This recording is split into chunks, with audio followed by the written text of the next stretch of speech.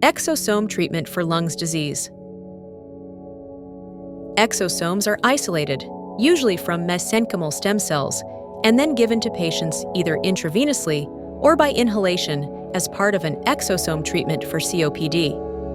Exosomes are a promising therapeutic option with the potential for personalized therapy and few side effects since they reduce inflammation, encourage tissue regeneration, and enhance lung function. The intensity of COPD symptoms, such as dyspnea, coughing, and sputum production, can be assessed using patient-reported outcomes, such as the COPD Assessment Test, CEAT, or the Modified Medical Research Council, MMRC, dyspnea scale. Improvements in symptom management and quality of life are shown by decreases in symptom ratings after exosome treatment. Exosome treatment for COPD includes separating exosomes, usually from mesenchymal stem cells,